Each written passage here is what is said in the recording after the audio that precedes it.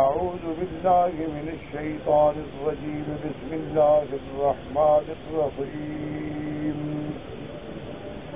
واذكر في الكتاب مريم إذ انتبذت من أهلها مكانا شرقيا فاتخذت من دونهم حجابا فأرسلنا إليها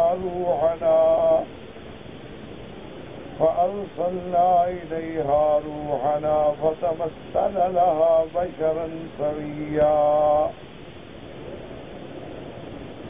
قالت إني أعوذ بالرحمن منك إن كنت تقيا قال إنما أنا رسول ربك لأهب لك غلاما زكيا قالت أنى يكون لي غلام ولم يمسسني بشر ولم أك بغيا قال كذلك قال ربك هو علي هين ولنجعله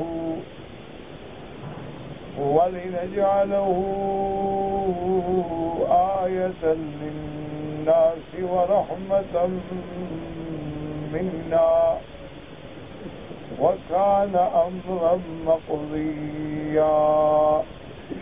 قال المؤلف والمفسر رحمه الله تعالى لما ذكر تعالى قصة زكريا عليه السلام وأنه أوجد منه في حال كبره وعقب زوجته ولدا زكيا طاهرا مباركا.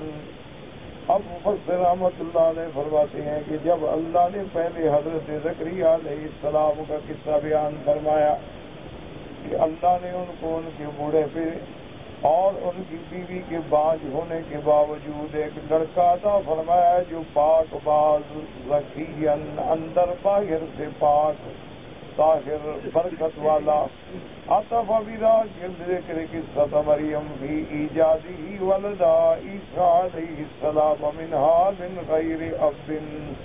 تو اب اللہ پاک نے اس کے بعد بی بی مریم علیہ السلام کا قصہ بیان فرمایا کہ جیسے وہاں میاں بیوی تو تھے لیکن دونوں بوڑھے تھے اور اسباب منقطع ہو چکے تھے. اللہ نے ان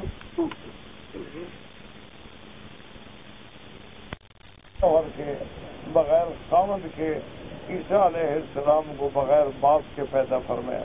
فإن بین القصتین مناسبۃ ومشابہۃ. ان دونوں واقعات کے اندر مناسبت بھی ہے اور ایک دوسرے کے مشابہہ بھی ہیں اور دونوں میں عجائب بھی ہیں غرائب بھی ہیں اور دونوں میں قرابت بھی ہے رشتہ داری بھی ہے اور خاندانی سلسلہ بھی ایک ہے. وَلِهَذَا ذَكَرَهُمَا فِي آلِ عِمْرَانَ وَهَاهُنَا.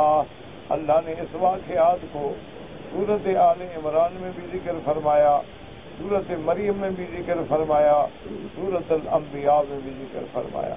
وفي سورة الأنبياء يقرن بين القصتين لطالبا بينهما في المعنى ليدل عباده على قدرته وعظمة سلطانه. ایسے واقعات کے ذکر کرنے کا مقصد یہ ہوتا ہے تاکہ بندوں کو اللہ کی عظمت اللہ کی قدرت کا علم ہو. وَأَنَّهُ عَلَى مَا يَشَاءُ قَادِرٌ. اور یہ عقیدہ دماغ میں دل میں بیٹھ جائے کہ اللہ جس چیز پہ جیسا چاہے قادر ہیں. اللہ چاہے تو بغیر باپ کے بھی عطا فرما دے, اللہ چاہے تو حضرت آدم علیہ السلام کو نہ ماں ہے نہ باپ ہے, بس مٹی سے پیدا فرما دیا. فقال واذکر فی الکتاب مریم. اللہ پاک نے حکم دیا کہ میرے نبی صلی اللہ علیہ وسلم کتاب میں مذکور ہے قصہ مریم. وہی مریم بنت عمران من سلالۃ داؤد علیہ السلام. یہ بی بی مریم جو ہے یہ بنت عمران ہے اور حضرت داؤد کے خاندان سے ہیں. وکانت من بیت طاہر طیب فی بنی اسرائیل. بنو اسرائیل کے بڑے پاکیزہ خاندان سے تعلق ہے. حضرت عمران جو ہے وہ بھی بنو اسرائیل کے بڑے معروف بزرگ ہیں.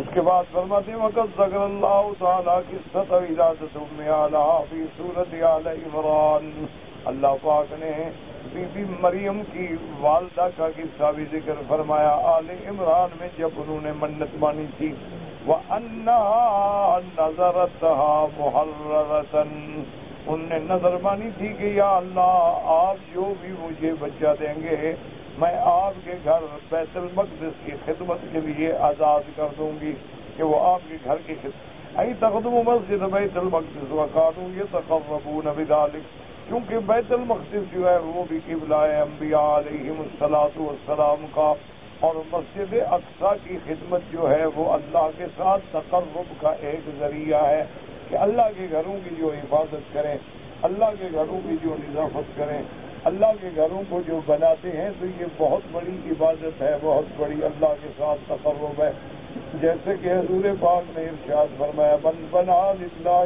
مسجدا بنى الله له بيتا في الجنة او كما قال رسول الله صلی اللہ علیہ وسلم، جو شخص خالص اللہ کی رضا کے لیے مسجد بنائے اللہ تبارک و تعالیٰ اس کے لیے جنت میں گھر بناتے ہیں، تو مسجدیں بنانا، مسجدوں کی حفاظت کرنا اور مسجدوں کی نظافت اور صفائی کا اہتمام کرنا ہے اللہ کو بہت محبوب ہے، کیونکہ مسجدیں عبادت کی جگہ ہیں، اور عبادت کی جگہ میں جتنی نظافت ہوگی، طہارت ہوگی، خوشبو ہوگی، تو اتنی آدمی کا ذوق ہوگا عبادت کے اندر۔ اس لیے فرماتے ہیں کہ وَتَقَبَّلَا رَبُّهَا بِقُبُولٍ حَسَنٍ وَأَنبَتَا نَبَاتًا حَسَنًا، اللہ نے بڑے بہتر انداز میں ان کی منت قبول فرمائی، اور بی بی مریم کو بھی بڑی شان سے اللہ نے بچپن سے اٹھایا، فرمایا وَنَشَأَتْ فِي بَنِي إِسْرَائِيلَ نَشْأَةً عَظِيمَةً، بنو اسرائیل میں آپ کا بچپن گزرا، فَكَانَتْ إِحْدَى الْعَابِدَاتِ النَّاسِكَاتِ الْمَشْهُورَاتِ بِالْعِبَادَةِ اللَّذِيذَةِ وَالتَّبَتُّلِ وَالدَّؤُوبِ، اور بی بی مریم جو ہے ابتدا سے بہت بڑی عابدہ، عبادت کرنے والی، اللہ تبارک و تعالیٰ کے آگے عاجزی کرنے والی، اور عبادت میں بہت بڑی معروف تھی، وَالتَّبَتُّلِ وَالدَّؤُوبِ، اور سب سے الگ رہنا۔ تبتل کا اصل معنی ہوتا ہے نکاح نہ کرنا، تبتل کا اصل معنی ہوتا ہے کہ آدمی جو ہے مرد ہے تو عورتوں سے دور ہے، اور عورت ہے تو مردوں سے دور ہے، یہ معنی ہوتا ہے تبتل۔ اسی لیے حدیث مبارک میں آتا ہے کہ ایک صحابی حضرت عثمان ابن مظعون رضی اللہ تعالی عنہ نے حضور سے درخواست کی کہ یا رسول اللہ اگر آپ ہمیں اجازت دیں تو ہم ہمیشہ کے لیے عہد کر لیں کہ شادی نہیں کریں گے، فنہا عن التبتل، حضور نے منع فرما دیا۔ صحابہ کہتے ہیں لو اذن رسول اللہ صلی اللہ علیہ وسلم لاختصینا، حضور صحابہ کہتے ہیں کہ اگر حضور صلی اللہ علیہ وسلم حضرت عثمان کو اجازت دے دیتے تبتل کی، نکاح نہ کرنے کی، تو ہم تو بالکل خاصی ہو جاتے، ہمیشہ کے لیے قصہ ختم کر دیں، تاکہ بالکل یہ خواہش ہی نہ رہے عورتوں کی اور تمنا ہی نہ رہے۔ لیکن حضور صلی اللہ علیہ وسلم نے اجازت نہیں دی، اور اس لیے یاد رکھو کہ اللہ نے بندوں میں 3 قوتیں رکھی ہیں، ایک قوت شہوانیہ ہے، ایک قوت غضبیہ ہے، اور ایک قوت عقلیہ ہے، یہ 3 مشہور قوتیں۔ تو اللہ تبارک و تعالیٰ نے جو بندے میں شہوانی قوت رکھی ہے تو اس کا معنی یہ نہیں ہے کہ ازالہ کر دو، اس کو ہمیشہ کے لیے ختم کر دو، تو یہ بھی شریعت کے خلاف ہے۔ جیسے بہت بڑے راہب کاہن عیسائیوں میں، یہودیوں میں، اسی طرح بدھ مت میں، ہندوؤں میں ایسے لوگ ہوتے ہیں جو اپنے آپ کو ہمیشہ کے لیے بالکل فیصلہ کر لیتے ہیں کہ شادی نہیں کرنی، عورت کے قریب نہیں جانا، گوشت نہیں کھانا، کوئی طاقتور غذائیں نہیں کھانی، مشقت میں رہنا ہے، تو شریعت اس کی بھی خلاف ہے۔ تو شریعت یہ فرماتی ہے کہ قوت شہوانیہ کا ازالہ نہ کرو، اس کا امالہ کرو۔ کیا معنی؟ امالے کا معنی ہوتا ہے کہ اس کو صحیح رستے پہ ڈال دو، کہ اگر قوت شہوانیہ ہے اس کو زنا سے بچا کے نکاح میں لے آؤ، حلال کا آدمی شادی کر لے، 1 کر لے، 2 کر لے، 3 کر لے، 4 کر لے، اللہ نے اجازت دی. تو لہذا قوت شہوانیہ کو ختم نہیں کیا گیا بلکہ اس کا امالہ کیا گیا، اور یہی اعتدال ہے. اچھا اب اگر ایک آدمی صرف شہوت میں ہی ڈوب جائے تب بھی برباد ہو گیا، شہوت ہمیشہ کے لیے ختم ہو جائے تب بھی برباد ہو گیا. اسلام اعتدال کا سبق دیتا ہے کہ قوت شہوانیہ تو رہے لیکن اس کا مصرف حلال ہو، حرام نہ ہو. اب دیکھیں کھانے کی بھی تو شہوت ہے، شہوت مانا چاہت، خواہش. تو اب اگر بالکل آپ کھانا چھوڑ دیں یہ بھی اسلام کے خلاف، اور اگر آپ حلال حرام ہر بلا کھا جائیں تو یہ بھی اسلام کے خلاف. تو اللہ نے معقولات میں، مشروبات میں، ملبوسات میں، منقوحات میں ایک رستہ رکھا اعتدال کا، نہ افراد نہ تفریط. اچھا اسی طرح اب قوت غضبیہ ہے کہ غضب آتا ہے بندے کو، اس کو ہمیشہ کے لیے ختم کر دو پھر تو آدمی بے غیرت ہو گیا. تو لہذا یہ بھی شریعت نہیں مانتی. اچھا ہمیشہ غضب میں رہو کہ ہر سے لڑتے رہو تو یہ بھی ناجائز ہے. اسلام کہتے ہیں نہیں، غضب کو دشمن کے خلاف استعمال کرو، کفر کے خلاف استعمال کرو، دوستوں میں پیار والے بن جاؤ، دشمنوں کے سامنے چٹان بن جاؤ. جیسے صحابہ تھے اشداء علی الکفار رحماء بینہم، آپس میں رحیم تھے اور دشمن کے مقابلے میں شدید تھے. تو اللہ نے ہمارے غضب کو ایک راستہ دکھلا دیا کہ قوت غضبیہ کو ختم نہیں کیا لیکن امالہ کر دیا اللہ نے کہ اس کو اگر تم شریعت کے راستے میں صرف کرو گے، تم بغض رکھو تو کفار سے رکھو، عداوت رکھو تو کفار سے رکھو، عداوت رکھو تو شیطان سے رکھو، اعمال شیطان سے رکھو، اعمال شیطان سے رکھو. تو اس کو کہتے ہیں شریعت کا اعتدال.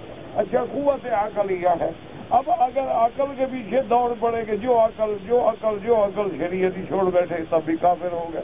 اچھا عقل بالکل ختم کر دو تب بھی بندہ پاگل ہو گیا. اسلام کہتے ہیں نہیں، عقل رہے گا لیکن تیرا عقل تابع ہوگا اللہ کے قرآن کے اور سنت محمد مصطفیٰ صلی اللہ علیہ وعلا آلہ واصحابہ وسلم تسلیما کثیرا. اسی لیے اللہ نے جتنے پیغمبر بھیجے ہیں الاغلب والاکثر تمام انبیاء نے شادیاں بھی فرمائیں، تمام انبیاء کو اللہ نے اولادیں بھی عطا فرمائیں، تمام انبیاء جو ہے کھانا بھی کھاتے تھے، پانی بھی پیتے تھے، لباس بھی پہنتے تھے.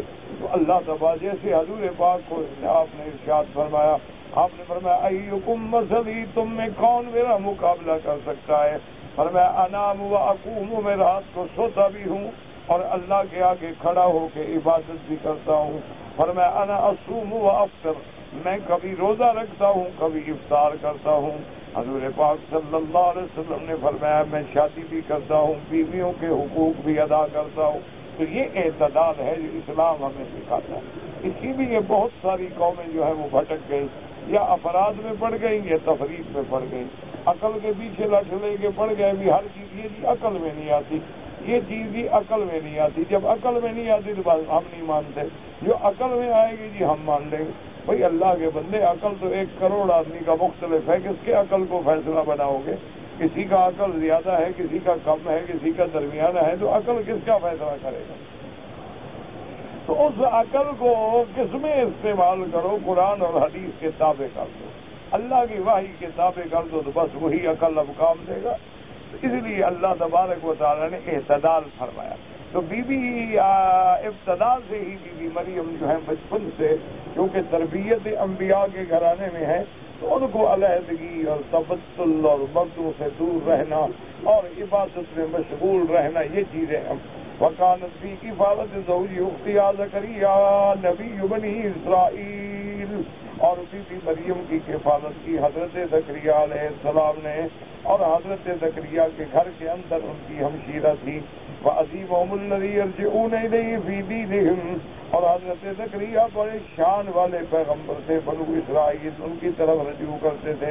فَرَأَىٰ لَهَا زَكَرِيَّا عَلَيْهِ السَّلَامُ مِنَ الْكَرَامَاتِ الْهَائِلَةِ مَا بَهَرَهُ، اور حضرت زکریا نے بی بی مریم کی بڑی بڑی کرامات دیکھی.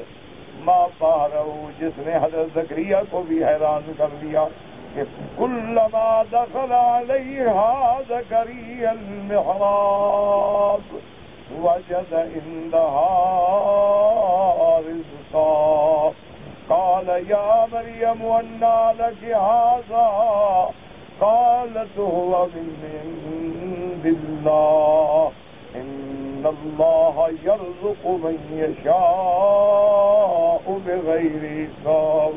کہ حضرت زکریا علیہ السلام جب کمرے میں داخل ہوتے تو بی بی مریم کے پاس دیکھا کہ پھل ہے، فروٹ ہے، رزق ہے. پوچھا کہ بی بی یہ کیسے آ گیا؟ انہوں نے کہا اللہ نے دیا ہے.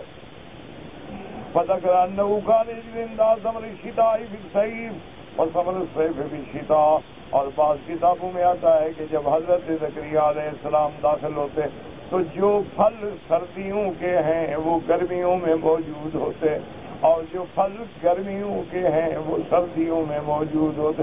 تو یہاں سے حضرت زکریا کے دل میں آ گئی بات کہ اللہ اگر بی بی مریم کو بغیر موسم کے پھل دے سکتے ہیں تو مجھے بھی تو بغیر موسم کے بچہ دے سکتے ہیں. وہ اس بات میں بھی تو قادر ہیں. اللہ تبارک و تعالیٰ یہ قدرت رکھتے ہیں.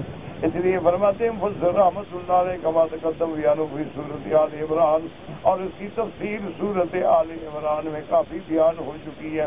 فلما اراد اللہ تعالیٰ وله الحکمۃ والحجۃ البالغۃ ان یوجد من عبده ورسوله عیسیٰ علیہ السلام احد الرسل اولي العزم الخمسۃ العظام.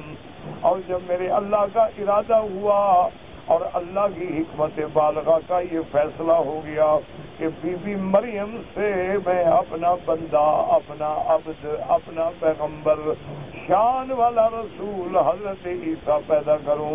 اور حضرت عیسیٰ جو ہیں 5 پیغمبروں میں اولو العزم من الرسل ہیں. یہ سارے پیغمبر جو ہیں، سارے نبی، ان میں سے 313 رسول ہیں اور 313 رسولوں میں سے 5 اولو العزم من الرسل ہیں.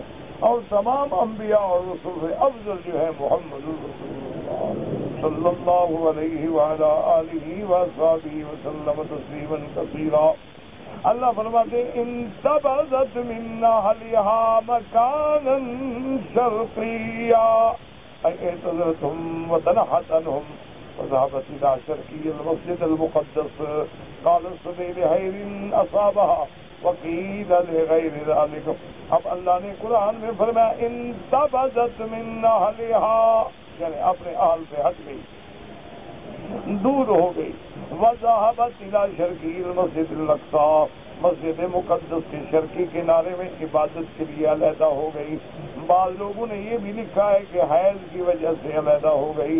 بعض نے اور بھی اقوال لکھے ہیں، لیکن پہلا قول زیادہ بہتر ہے کہ بی بی صاحبہ جو ہے عبادت کے لیے علیحدہ ہوئی ہے. اسی لیے عیسائی جو ہے وہ مشرق کی طرف عبادت کرتے ہیں. قال ابو قدینہ عن قابوس بن ابی ذبیان النبی عن ابن عباس قال ان اهل الكتاب كتب عليهم كتب عليهم الصلاة للبيت والحج اليه وما صرفهم عنه الا قيل ربك فانتبذت من اهلها مكانا شرقيا قال خرجت مريم مكانا شرقيا فصلوا قبل مطلع الشمس رواه نبی حاتم و ابن جریر. اب مفسر رحمۃ اللہ علیہ فرماتے ہیں کہ حضرت ابن عباس کا قول ہے ان اہل الکتاب کتب علیہم، اہل کتاب پہ اللہ نے لکھ دیا تھا کہ نمازیں ادا کرو کعبۃ اللہ کی طرف اور حج کرو، لیکن ان لوگوں نے بی بی مریم کے اس مکان شرقیہ کے اختیار کرنے کو ترجیح دی. اسی لیے وہ لوگ جو ہیں کیا کرتے ہیں کہ سورج کی طرف رخ کر کے نماز پڑھتے ہیں. یہی وجہ ہے علماء نے لکھا کہ اللہ نے مسلمانوں کو شریعت محمد مصطفیٰ صلی اللہ علیہ وسلم نے منع کر دیا کہ جب سورج نکل رہا ہو تو نماز نہ پڑھو، سورج عین سر پہ کھڑا ہو تو نماز نہ پڑھو، سورج ڈوب رہا ہو تو نماز نہ پڑھو، کیونکہ یہ غیر لوگوں کی عبادت کا وقت ہے. چاہے ہم اللہ کی عبادت کریں گے لیکن دیکھنے والے تو دھوکے میں پڑ جائیں گے کہ بھائی ہاں یہ مسلمان بھی تو اسی وقت عبادت کرتے ہیں. جیسے آج کل بھی ہندو کہتے ہیں نا کہ بابا ہم اگر پتھروں کو پوجتے ہیں تم تو کعبۃ اللہ کو پوجتے ہو، ہم اگر پتھروں کو چومتے ہیں تم بھی تو حجر اسود کو چومتے ہو، تمہارا ہمارا فرق کیا ہے؟ تو اگر اس طرح کی اوقات میں نماز ہوتی تو اور دشمنوں کو موقع ملتا. لیکن یاد رکھو کہ الحمدللہ مسلمان اللہ کے کعبے کو نہیں پوجتا، نہ ہم نماز میں کعبے کو سجدہ کرتے ہیں. یاد رکھیں ہمارا سجدہ کس کے لیے ہے؟ اللہ کے لیے، کہ کوئی سجدہ نہیں مگر اللہ کے لیے. یہ کعبۃ اللہ جو ہے یہ تو جہت ہے، فَوَلِّ وَجْهَكَ شَطْرَ الْمَسْجِدِ الْحَرَامِ. اچھا اسی لیے اللہ نے بیت المقدس کی طرف بھی حکم دیا. تو جب حکم تھا ادھر نماز پڑھو، مسلمانوں نے ادھر نماز پڑھی. حکم ہو گیا فَوَلِّ وَجْهَكَ شَطْرَ الْمَسْجِدِ الْحَرَامِ، مسلمانوں نے اب کعبے کی طرف نماز پڑھی. تو اگر ہم کعبے کے پجاری ہوتے تو پھر تو ہم ہمیشہ ادھر ہی نماز پڑھتے، ادھر نہ پڑھتے. اگر ہم اس مسجد کے پجاری ہوتے تو پھر ادھر رخ نہ کرتے. تو معلوم ہوا کہ ہم تو اللہ کے حکم کے پابند ہیں، نہ ہم پتھروں کی عبادت کرتے ہیں. اور اگر پتھروں کا چومنا ہوتا تو ہم بھی تو سارے کعبے کو چومتے.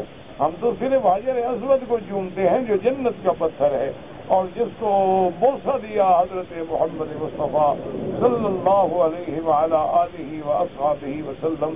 اسی لیے سیدنا امیر المؤمنین سیدنا عمر بن الخطاب رضی اللہ تعالی عنہ نے لوگوں کے دماغوں سے شرک نکالنے کے لیے حجر اسود کے سامنے کھڑے ہوئے، فرمایا الا یا ایھا الحجر، اے خبردار ہے پتھر، انک لا تنفع ولا تضر، نہ تو نفع کا مالک ہے نہ نقصان کا مالک ہے. میں تو تمہیں اس لیے بوسہ دے رہا ہوں کہ قبلک رسول اللہ صلی اللہ علیہ وسلم، میرے آقا نے بوسہ دیا ہے، میں تو سنت میں بوسہ دے رہا ہوں، ورنہ تو نفع نقصان کا مالک نہیں ہے. تو مسلمان یاد رکھیں لیس البر ان تولوا وجوہکم قبل المشرق والمغرب ولکن البر من آمن باللہ والیوم الآخر.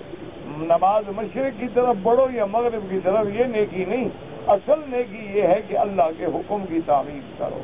اس لیے مسلمان ہمیشہ یاد رکھیں ہم جب نماز پڑھتے ہیں تو جہت قبلہ ہے، نماز اللہ کی ہے. ہم سجدہ کرتے ہیں، سجدہ اللہ کا ہے. ہم رکوع کرتے ہیں، رکوع اللہ کے لیے ہے. ہم التحیات پڑھتے ہیں اللہ کے لیے. ہم ہر عبادت جو کرتے ہیں وہ خالص اللہ کے لیے. اور اسی لیے ہم عبادت میں کہتے ہیں ایاک نعبد و ایاک نستعین، تیری ہی عبادت کرتے ہیں اور تجھ ہی سے مدد مانگتے ہیں. تو یہ ہندوؤں کا کہنا یا کافروں کا کہنا یا بت پرستوں کا کہنا یا سورج پرستوں کا کہنا یا آتش پرستوں کا کہنا یہ محض الزام ہے جس کی کوئی حقیقت نہیں ہوتی. ہندوؤں کا تو یہ عالم ہے کہ 35 کروڑ دیوتا ہے. اچھا ان کا جناب میں نے دیکھا ہے ہانگ کانگ میں بھی اور بھی کسی بڑے بڑے شہروں میں بعض علاقے ہیں، دکانیں ہیں جہاں ان کے خدا بکتے ہیں، خدا بکتا ہے. اچھا وہاں جناب بڑے خدا ہیں، چھوٹے خدا ہیں، پلاسٹک کے ہیں، لوہے کے ہیں، پیتل کے ہیں، لکڑی کے ہیں، اور لین لگی ہوئے خدا ہوں. اچھا کبھی وہ لڑکے کا ہاتھ لگ جائے تو 8-10 خدا نیچے گر جاتے ہیں، پھر وہ اٹھا کے دکاندار رکھتا ہے بیچارہ. اچھا کئی خدا جو ہے رسی میں بندے ہوئے لٹک رہے ہیں کہ خدا لٹکا ہوا ہے دیکھ لو کون سا لینا ہے. یہ تماشا ہے تو ڈرامہ ہے.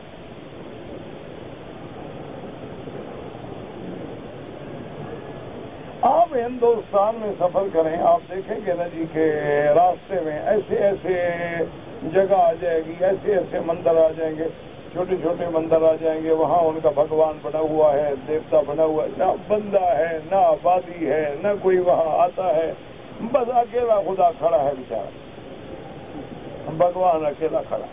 سفر کریں نا جی بڑے عجائب ہوتے ہیں. ہم نے تو بڑا سفر کیا ہے نا ہندوستان کا بھی، حیدرآباد دکن کی طرف میں بڑا سفر کیا، سکندرآباد، ناظم آباد، بودھن، اور پتہ نہیں کہاں کہاں اللہ کی سرزمین پہ. اسی طرح گجرات کا وہ بے انتہا لمبے سفر، بھروچ گئے، احمد آباد گئے، بڑودہ گئے، پتہ نہیں بھاؤ نگر گئے، کتنا سفر کیے. ایک دن میں نے کم از کم 1000 میل کی سفر ایک دن،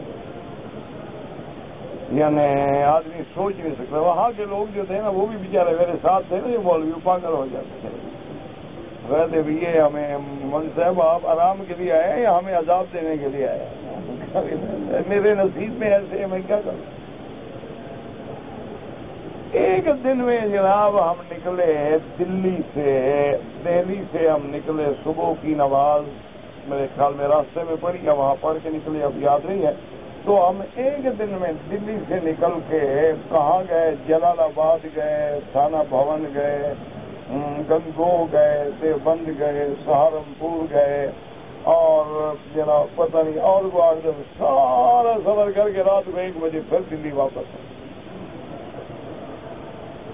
اور میرے ساتھ جو مولوی تھے انہوں نے کہا جی انشاءاللہ اگلے دورے میں ہماری توبہ ہے، ہم نہیں آئیں گے۔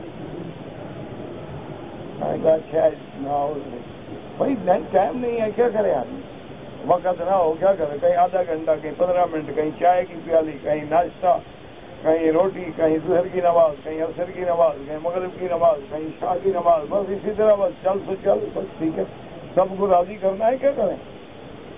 اس کے علاوہ لوگ سمجھتے ہیں نا ہم باہر جا کے بڑے مزے کرتے ہیں، ہمیں پتہ ہوتا ہے ٹوٹ پھوٹ جاتے ہیں سر سے پاؤں تک، آدمی کو ہوش نہیں ہوتا، مزے نہیں کرتے، ہمارے لیے مسئلہ ہو۔ اس لیے اللہ کی رحمت ہے کہ جو ساتھی ہوتے ہیں وہ کہتے ہیں تمہارے ساتھ جو سفر کرے سب سے بڑا احمق ہے، تیرے مقدر میں اللہ نے یہ لکھا ہے تو میں کیا کروں۔ یوگیوں کا پھیرا ہے، کہتے ہیں آپ ڈمبرا میں نے تقریر کی اور عشاء کو ختم ہوئی۔ ڈمبرا سے ہم جناب نکلے تو ہم آئے پرسٹن، 600 میل سفر ہے، ساری رات پر، صبح کی نماز پڑھی اور 3 گھنٹے سوئے اور پھر سفر۔ لوگ سمجھتے ہیں یورپ جاتے ہیں وہاں مزے کرتے ہوں، یہ ہمارے مزے ہوتے ہیں، نہ کھانا نصیب ہوتا ہے۔ اچھا میری ایک بڑی مجبوری ہے، میں نے تقریر کرنی ہو نا تو میں کھانا نہیں کھا سکتا، اصل میری تقریر ہے، اب ظہر کے بعد جلسہ ہے تو میں روٹی نہیں کھا سکتا، روٹی کھا لوں بول نہیں سکتا۔ اچھا تقریر کر کے بندہ تھک گیا، اب کیا کھائے گا؟ تو اللہ کی رحمت سے میں نے 3 دن بھی یورپ میں بھوکھا گزارا ہے، راستے میں سروس میں بیٹھ گئے، کافی پی لی، چائے پی لی، کو فروٹ کھا لیا، چلو آگے چلو، ٹھیک ہے چلو۔ کیوں دوست ناراض ہوتے ہیں؟ میرے پاس نہیں آئے جی، آپ بڑے لوگوں کے پاس جاتے ہیں نا، ہم غریب ہیں نا، نہیں بھائی آئیں گے۔ وہ حضرت شاہ جی رحمت اللہ علیہ، اللہ ان کی قبر پہ کروڑوں رحمتیں فرمائے، وہ فرماتے تھے کہ جلسے والے کی یہ تمنا ہوتی ہے کہ مولوی میرے جلسے میں پہنچ جائے، چاہے سٹیج پہ مر جائے دفعہ ہو،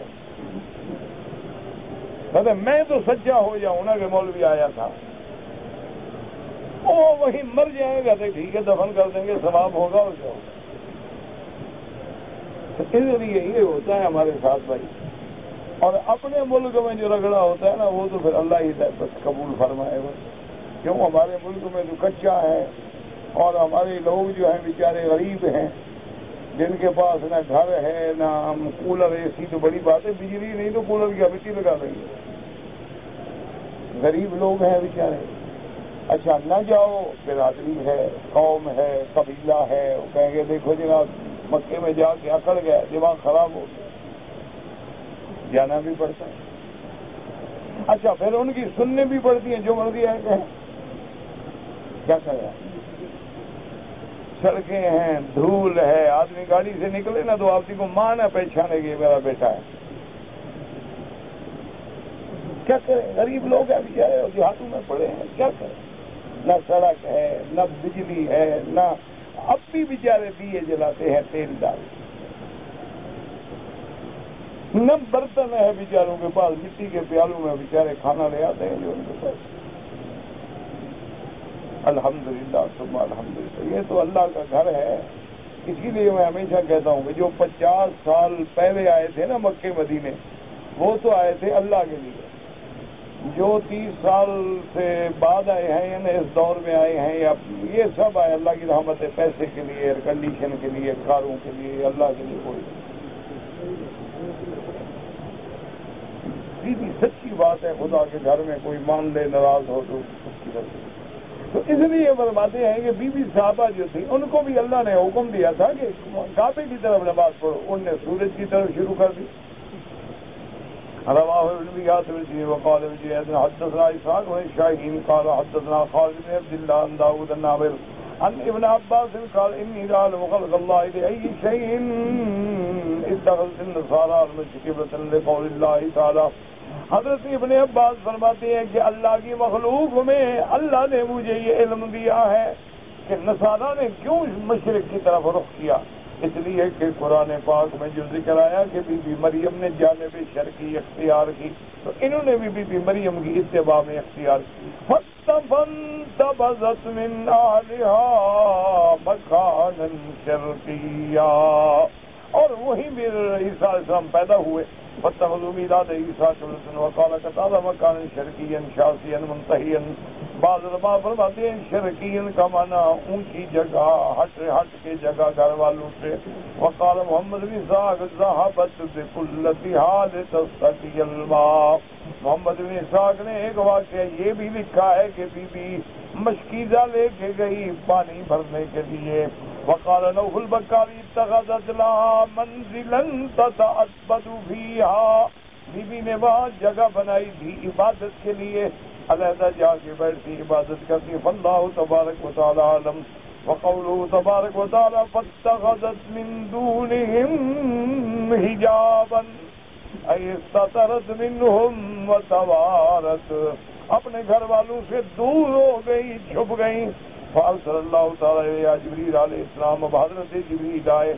فتمثل لها بشرا سویا، سویا مانا علی صورت انسان تام کامل.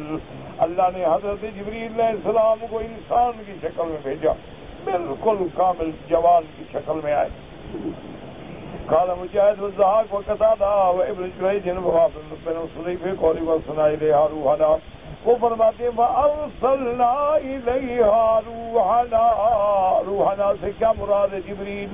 الروح الامین علی قلبک لتکون من المنذرین بلسان عربی مبین.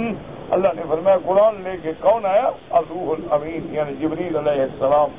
اور روح لقب کیوں ہے کہ قرآن سے ایمان کی حیات ہے، جیسے پانی سے جان کی حیات ہے، قرآن سے ایمان کی حیات ہے، اس لیے حضرت جبریل کا لقب ہے.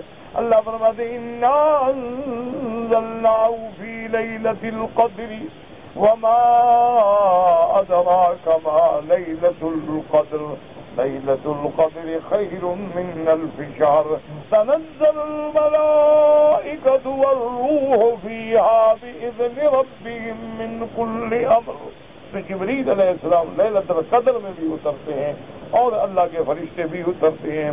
اس لیے مفسر فرماتے ہیں زیادہ راجح بات یہی ہے کہ اس سے مراد جبریل علیہ السلام ہے. نزل به الروح الامین علی قلبک لتکون من المنذرین بلسان عربی مبین. وقال ابو جابر رضی اللہ عنہ نبی کان کرو عیسیٰ علیہ السلام جبرت الواحد الذی اعطى العدل فی زمان آدم علیہ السلام. اور ایک قول علماء نے یہ بھی لکھا ہے کہ روح سے مراد حضرت عیسیٰ خود. حضرت اللہ نے حضرت عیسیٰ کو پوری کامل انسان کی شکل میں بھیج دیا، لیکن پہلا قول زیادہ بہتر. وَهُوَ الَّذِي تَمَثَّلَ لَهَا بَشَرًا سَوِيًّا. اے روح عیسیٰ، اللہ نے عیسیٰ علیہ السلام کی روح کو انسانی شکل میں بھیجا. فَحَمَلَتَ الَّذِي خَاطَبَهَا وَحَلَّ فِيهَا فَهَذَا فِي غَايَةِ الْغَرَابَةِ وَإِنَّ إِسْرَائِيلِيٌّ. اور کہتے ہیں کہ حضرت عیسیٰ خود آئے اور آپ کے منہ کی طرف سے گویا کہ وہ بطن میں داخل ہوئے. یہ سارے قصے کہانیاں ہیں، اسرائیلی روایات ہیں، یہودیوں کی گھڑی ہوئی روایات ہیں جس کا کوئی اعتبار نہیں. قالت انی اعوذ بالرحمن منک ان کنت تقیا. اب دیکھیں یہ ہے باحیا عورت کا کام کہ غیر مرد کو دیکھے تو ہٹ جائے، اس سے پناہ مانگے، اس کے قریب نہ جائے. یہ نہیں ہے کہ غیر محرم سے ہاتھ ملائے، ٹیلی فون پہ جناب بڑے چہک چہک کے باتیں کرے اور خود آ کے ڈشیں پیش کرے اور چائے پلائے. اور یہ تو نعوذ باللہ کافروں کی تہذیب ہے، اس کا اسلام سے کوئی تعلق. اور آج شریف عورت اسی کو کہتے ہیں. آج بڑے لوگ جو ہے نا جی، ان کی عورتیں جو ہے نا وہ یعنی وہ بڑے سمجھے اسی لیے جاتے ہیں کہ نہ پردہ ہے نہ شرم ہے، دوپٹہ گلے میں پڑا ہوا ہے، یہاں تک بازو ہے، اور مہمانوں سے مل رہی ہیں، ہنس رہی ہیں، بٹھا رہی ہیں، آنے والوں کو انٹرٹین کر رہی ہیں، کھانے چائے ڈشز پیش کر رہی ہیں، اور خاوند بڑے خوش ہوتے ہیں کہ میری بیوی جو ہے ماشاءاللہ بڑی سوشل ہے.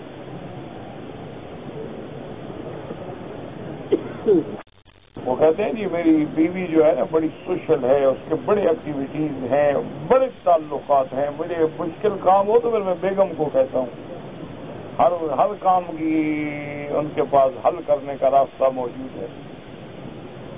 انا للہ و انا الیہ. اسلام کے نظریے میں یہ دیوس کہلاتے ہیں. اسلام کے نظریے میں جو عورت غیر مردوں سے گھل مل کے ملے وہ بے حیا کہلاتی ہے. اب تمہاری مرضی ہے، تم جانو تمہارا کام کیا.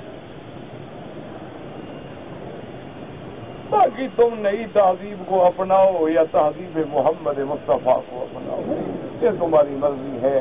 باقی تم جانو تمہارا کام کیا. مولوی تو بیچارے چیختے رہیں گے، تم نے کون سا مان لینا ہے. اب دیکھیں بی بی مریم پناہ مانگ رہی ہے. لما تبدیل الملک فی صورت بشر فہی فی مکان منفرد بینہا بین قومہا حجاب خافت وظنت نعیدھا علی نفسہا. بی بی صاحبہ نے جب دیکھا کہ ایک انسان ہے اور میں اکیلی عورت ہوں، اکیلی جگہ ہے، گھر والے بھی دور ہیں، کوئی بندہ بھی نہیں جو میری مدد کر سکے، بی بی ڈر گئی کہ یہ غیر مرد میرے قریب آ رہا. اب کیا ہوگا؟ اس کے بعد فوراً انہوں نے کیا کہا، انی اعوذ بالرحمن منک ان کنت تقیا. بی بی نے کہا اگر تم اللہ سے ڈرنے والے ہو تو میں اللہ کی پناہ پکڑتی ہوں، میرے قریب نہ آؤ.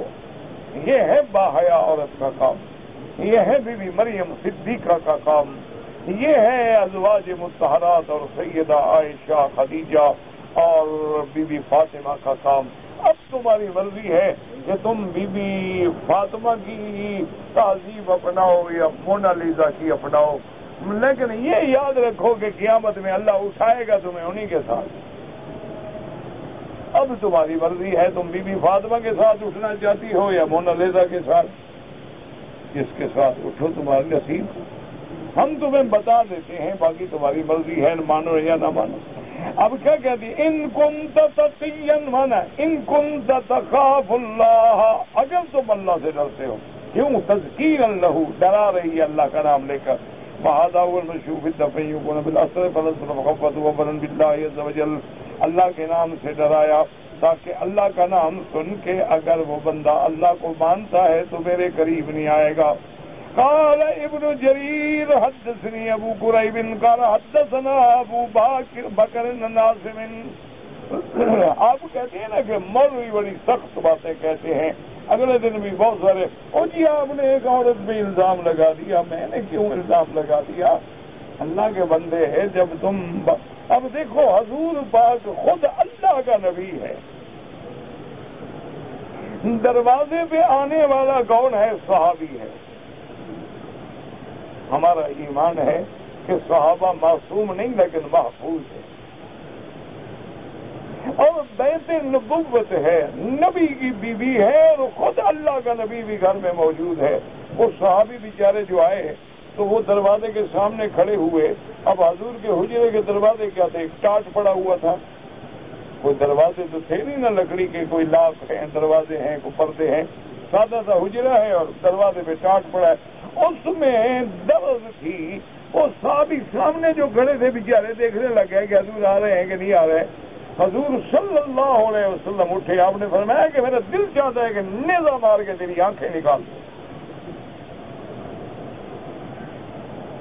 یہ ہے غیرت نبوت. اور تم خود لے کے بیگم کے ساتھ صوفے بٹھاؤ اور کہو ہمیں بڑا آدمی بھی مانو. آپ نے فرمایا کہ تم دروازے کے سامنے کیوں کھڑے ہوئے؟ اس لیے شریعت کا حکم ہے کہ اگر کسی کو دروازے پہ جاؤ اور دروازے پہ ناک کرو تو ہٹ کے کھڑے ہوں، سامنے نہ کھڑے ہوں کہ دروازہ کھلے اور تیری گھر والوں پہ نظر پڑ جائے۔ حضور اتنے جلال میں آ گئے، فرمایا میرا دل چاہتا ہے کہ میں تیری آنکھیں نکال دوں۔ یہ پردہ کیوں ڈالا گیا؟ اسی لیے ڈالا گیا کہ تم جھانکو لوگوں کو۔ یا رسول اللہ میرے تو خیال میں نہیں، اپنے خیال کی کیا بات؟ یہ ہے غیرت۔ ایک ان کا نام تھا معبور، بی بی ماریا قبطیہ جو ہیں وہ ان کے ساتھ آئے تھے۔ بی بی ماریا قبطیہ جو ہیں یہ زوجہ محمد مصطفیٰ ہے، حضور پاک کی بیوی ہیں۔ تو ان کے علاقے سے تھے اور خاندان سے تھے، تو وہ بی بی ماریا کے پاس آتے تھے، ان کو ملتے تھے۔ کسی اللہ کے بندے نے غیرت میں آ کے حضور کو شکایت کر دی کہ یا رسول اللہ جب آپ گھر میں نہیں ہوتے ہیں تو آپ کی بیوی کے پاس معبور کیوں جاتا ہے؟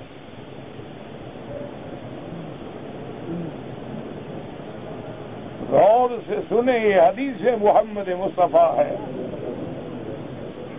آج اگر ٹیلی فون کرو نا کسی بڑے آدمی کو، اس کو کہو بھائی آپ میں فلاں ٹائم آ رہا ہوں، وہ کہتے نہیں میں تو بڑا بزی ہوں، آفس میں ہوں گا، میں لیٹ ہو جاؤں گا۔ کوئی بات نہیں، بھابھی جو ہے آپ کی گھر میں، نو پرابلم۔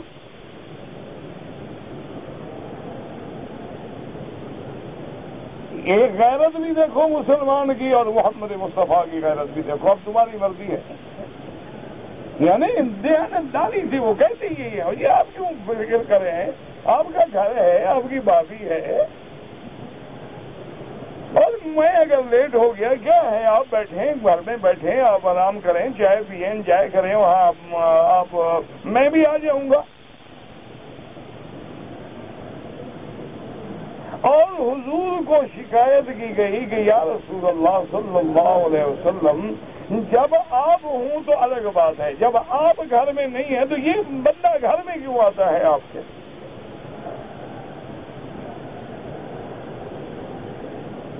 پتہ ہے حضور نے کیا کیا؟ تو سرکار دو عالم نے حضرت علی رضی اللہ تعالی عنہ کو بلایا اور آپ نے فرمایا کہ حضرت علی جاؤ اور معبور کو قتل کر دو کہ میری عدم موجودگی میں میرے گھر جاتا ہے۔ یہ ہے غیرت نبوت۔ حضرت علی کو حکم دیا کہ جاؤ فقتل لو، قتل کر دو۔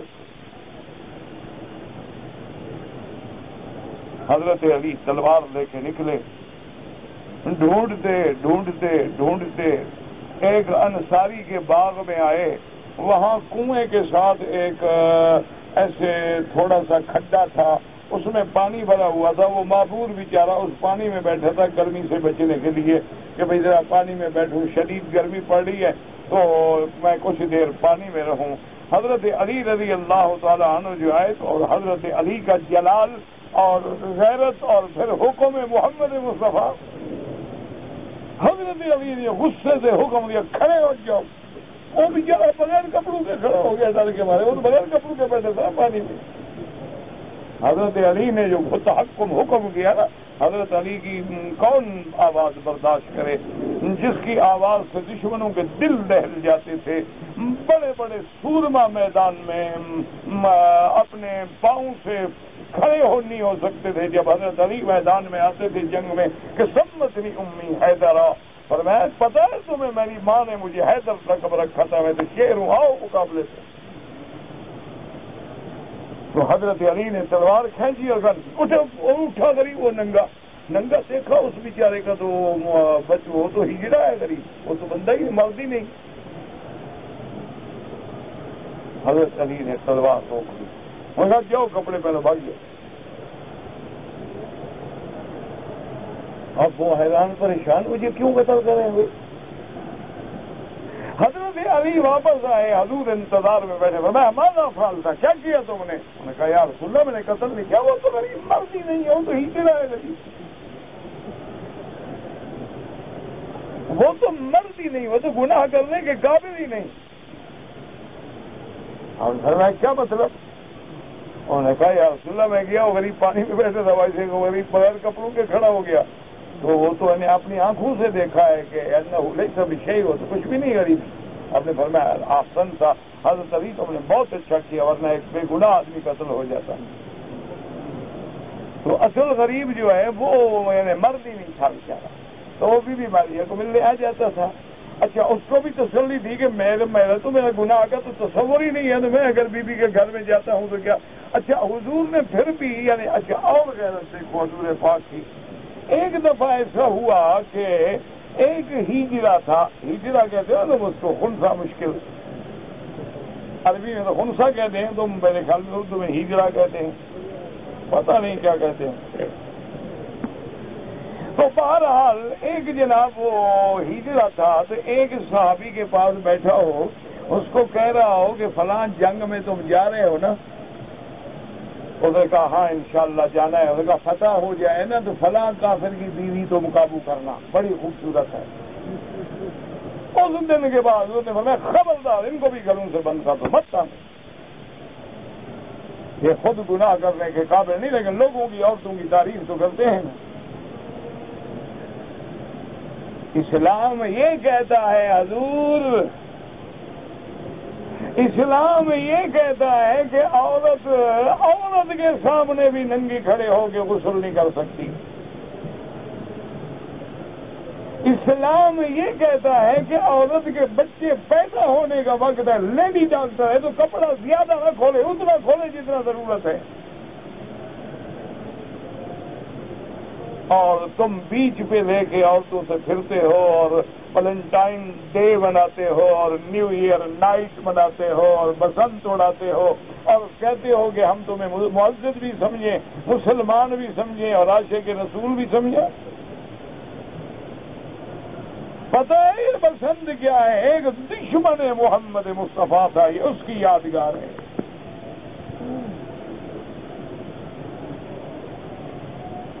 وہ دشمن رسول تھا بدبخت، سرکار دو جہاں کی شان میں جس نے گستاخانہ کتاب لکھی ہے، جب وہ مر گیا تو اس کی یاد منانے کا بہانہ بسنت بنایا گیا. اور آج اس کو مسلمان مناتا ہے اور ہمیں کہتا ہے ہمیں معزز بھی سمجھو. پھر کہتے ہیں جی مولوی مکی بڑا تلخ ہو جاتا ہے اور بڑی زبان سخت ہو جاتی ہے. اللہ کے بندے جب تم چٹ لکھو کہ میری ماں باپ کہتے ہیں کہ وطن واپس آ جاؤ، مجھے 2 سال ہو گئے، میری بیوی کہتی ہے میں یہاں تمہارے بغیر خوش ہوں، تم نہ آؤ، تو میں کیا کہوں؟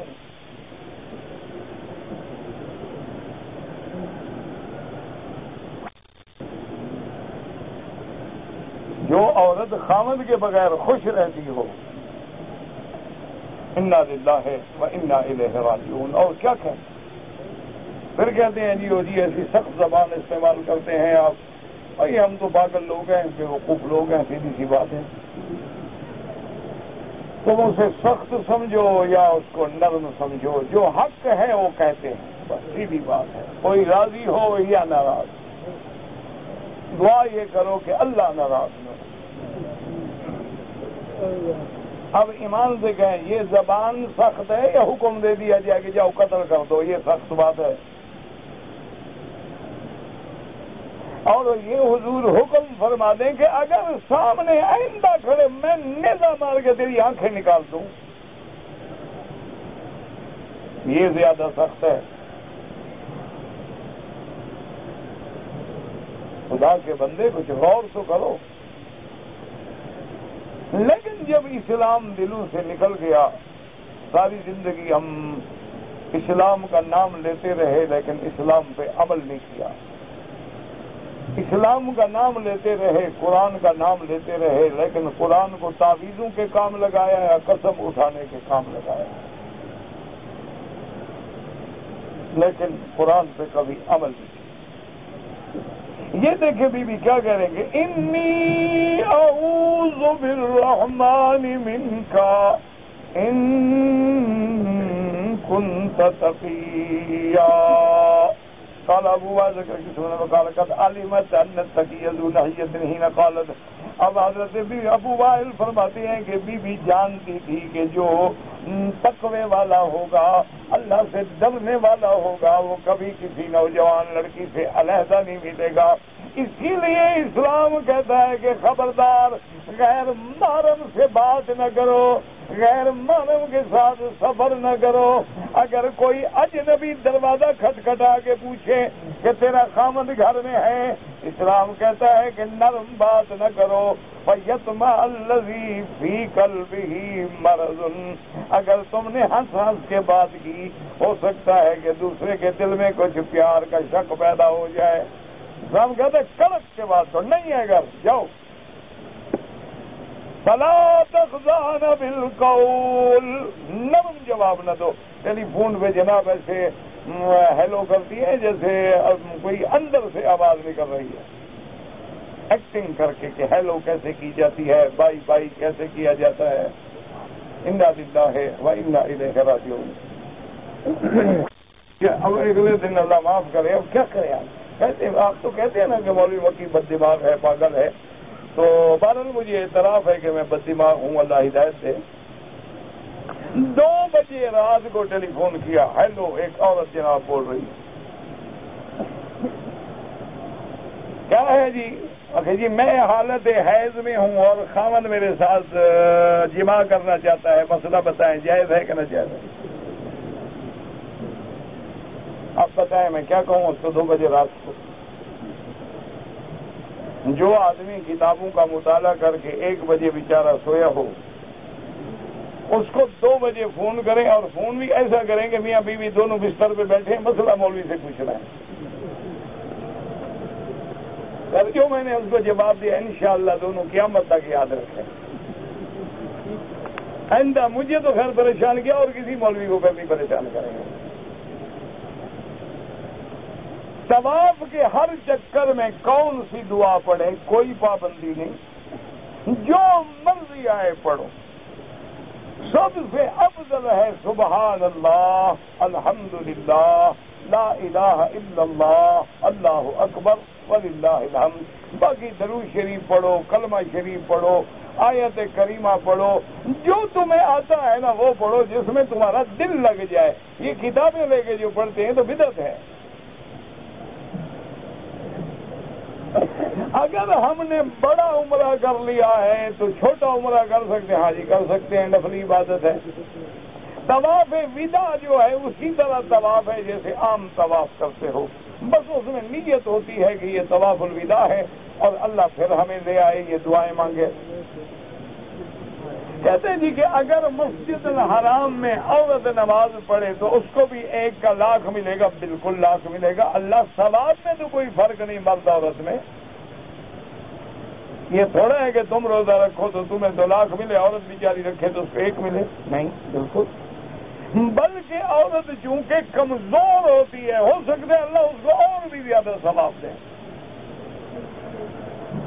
کہتے جی کہ اگر عورت امام کے پیچھے نماز پڑھے تو فاتحہ پڑھے گی، حنفی ہے تو نہیں پڑھے گی، شافعی ہے تو پڑھتی رہے۔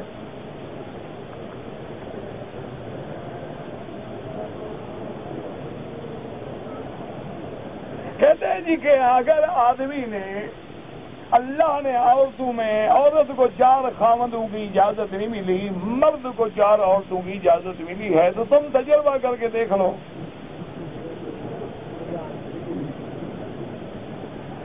نہیں مولوی سے مسئلہ نہ پوچھو، تجربہ کر کے دیکھ لو۔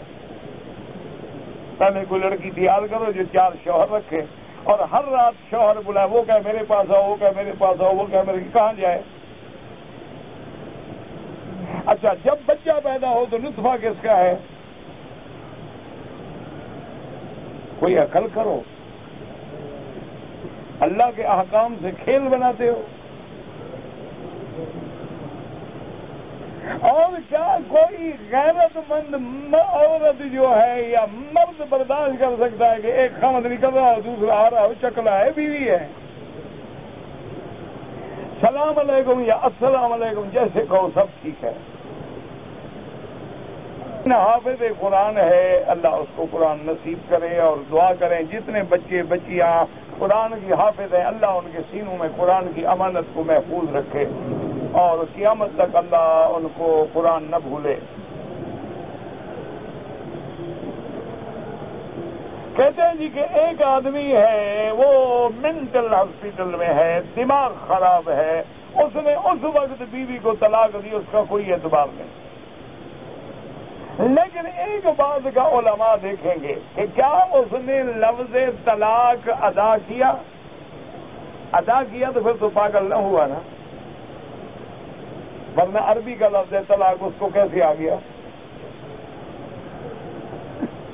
یہ دیکھنا پڑے گا۔ ایک پاگل ہے، جو مرضی ہے منہ سے بکتا رہتا ہے، اس کا کوئی اعتبار نہیں۔ ہمارے کفیل ہیں، ایک کفالت کی فیس لیتے ہیں، بالکل کوئی نوکر ہیں آپ کے، ان کو بھی تو ٹیکس ادا کرنے ہوتے ہیں، ان کی ذمہ داریاں بھی ہیں، اور نگرانی بھی ہے، قانونی مسئولیت بھی ہے، اور اس لیے اگر وہ کچھ لیتا ہے تو جو آپ نے طے کیا ہے جائز ہے شریعت میں۔ ہم شریف آئے ہیں، عمرے کے ارکان کیے، ہوٹل میں جا کے میں نے اپنے شوہر سے بال کٹوا لیے، ٹھیک ہو گیا، کوئی بات نہیں۔ اگر عورت نے عمرہ کرنے کے بعد خاوند نے اس کے بال کاٹے ہیں تو ٹھیک ہے، خاوند نہ کاٹے کیا، اور نہیں کاٹتا جا کے باہر سے آدمی بلا کے لے آتا، اور عورت ہمیشہ بال کاٹتی ہے خاوند کے، ایک دفعہ اس نے کاٹ لیے تو کوئی حرج نہیں، ویسے جائز ہے شریعت میں، کوئی قربانی نہیں۔ میری دائیں والی آنکھ میں سر میں درد ہونے سے سوج گئی ہے، نظر بند ہو گئی ہے، ڈاکٹروں سے چیک کرایا ہے، کوئی فائدہ نہیں ہے، زمزم استعمال کریں، 7 دفعہ سورت فاتحہ پڑھ کے دم دم پہ خود دم کرو، صبح و شام رات دن پیو بھی اور آنکھ میں ڈالو بھی، انشاءاللہ اللہ شفا دیں گے۔ پورے مکے میں حدود حرم میں جہاں بھی نماز پڑھو 1 لاکھ ملتا ہے۔ اگر ایک عورت گھر سے نکلی ہے، میقات پہ نیت کی عمرے کی، حیض آ گیا، ہوٹل میں بیٹھی رہے، جب پاک ہو جائے عمرہ کر لے بس۔ بیٹے اور بیٹی کی زبان میں لکنت ہے، اللہ شفا عطا فرمائے۔ ویسے علماء نے لکھا ہے، اللہ عالم، کیونکہ نہ میں پیر ہوں اور نہ مجھے وظیفے شریفے آتے ہیں، البتہ قرآن پر میرا ایمان ہے، تو بعض علماء نے لکھا ہے کہ یہ آیت ہے نا، رب اشرح لی صدری ویسر لی امری واحلل عقدۃ من لسانی یفقہوا قولی، یہ زیادہ سے زیادہ پڑھ کے دعا کریں ماں باپ تو انشاءاللہ اللہ خیر کریں گے، اور بچہ بھی پڑھے تو اور اچھی بات ہے۔ میں نے عصر اور مغرب کے درمیان میں عمرے کا طواف کیا، 2 رکعتیں نہیں پڑھی، مغرب کے بعد پڑھی، ٹھیک ہے، بالکل کوئی بنا نہیں، اور امام ابو حنیفہ کے نزدیک پڑھنے مغرب کے بعد ہے۔ میں نماز پڑھتا ہوں لیکن مجھے اللہ کا قرب حاصل نہیں ہو رہا، اور قرب کیسے؟ نماز جو پڑھے قرب نہیں، قرب حاصل نہ ہوتا تو اللہ مسجد میں آنے ہی نہ دیتے، سجدہ ہی نہ کرنے دیتے۔ کہ قرآن پاک کی ایسی تفسیر بتائیں جو عام فہم ہو۔ بہرحال میرے معلومات جو ہیں اردو تفسیروں کے بارے میں بہت کم ہیں، لیکن جہاں تک میرا معلوم ہے معارف القرآن کے نام سے تفسیر ہے، وہ آسان بھی ہے، عام فہم بھی ہے، اور بہت بڑے فقہ عالم کی لکھی ہوئی ہے۔ آسمان کی طرف اگر انسان سفر کرے تو 500 سال میں پہنچے گا، ہاں پہنچ جائے گا، آپ کل سے شروع کر دیں۔ اتنی بال ہوتے ہیں، بیٹھ کے گننا شروع کر دو۔ لڑکی کی شادی میں مدد کر سکتے ہیں، بالکل کر سکتے ہیں، اہل کتاب کی لڑکی سے شادی بھی جائز ہے۔ میرا ایک دوست ہے، اس کو جنوں نے تنگ کر رکھا ہے، سورۃ البقرہ پڑھو، گھر میں دوسرے لوگ پڑھیں، وہ خود پڑھے، نہ پڑھ سکو ٹیپ لگا کے کان میں ہیڈ فون لگا کے سنے۔ پینٹ شرٹ میں نماز ہو جاتی ہے، نماز تو ہو جاتی ہے، لیکن اچھا لباس نہیں۔ آدمی ایسا لباس پہنے کم از کم نماز میں کہ بندے کا بدن ڈھکا رہے۔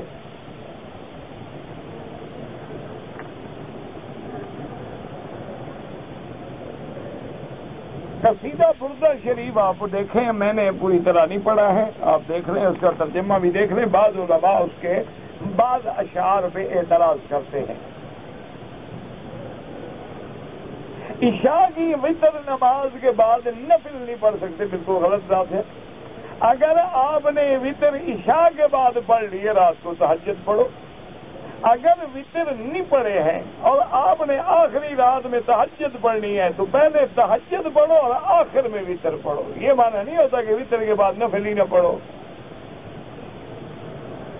کہتے ہیں جی کہ بعض لوگ جو سرکار مدینہ کی نعت کہتے ہیں، بالکل جائز ہے، نعت کہنا جائز، نعت سننا جائز، لیکن گانا باجا نہ ہو، فلمی دھنوں کے طرز پہ نہ ہو، اور اس نعت میں کوئی شرکیہ لفظ بھی نہ ہو۔ بالکل سنیں، لاکھ دفعہ سنیں۔ حضرت حسان حضور کی شان میں نہیں پڑھتے تھے قصیدہ؟ منورہ سے جب آیا تو احرام نہیں باندھا، تو اگر کوئی عذر نہیں تھا، بیماری نہیں تھی، تو آپ فوراً مدینے جا کے عمرہ کریں، ورنہ ایک دم دینی پڑے گی اور عمرہ بھی کرنا پڑے گا۔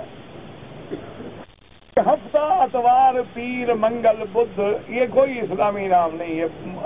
بدھو اسلامی نام ہو سکتا ہے بڑا؟ اسلامی نام ہے احد، اثنین، ثلاثہ، اربعہ، خمیس، جمعہ، سبت۔ باقی جو انگریزی نام ہے وہ تو اور کفر والے نام ہیں، سنڈے، منڈے، کیا مانا، سورج دیوتا، چاند دیوتا، وہ تو کافروں کے عبادت کے نام ہیں۔ عمارت کے بارے میں بتائیں، تاریخ مکہ لے لیں اور پڑھ لیں۔ قسم کے کفارہ اگر توڑ دے قسم تو 10 مسکینوں کو 2 وقت کا کھانا کھلائے یا 3 روزے رکھے۔ کہتے جی کہ آپ نے ایک دفعہ ایک بوٹی کے بارے میں بتلایا تھا، ممیرہ کہتے ہیں کہ آنکھوں کے لیے اچھا ہوتا ہے، لیکن کسی حکیم سے پوچھیں۔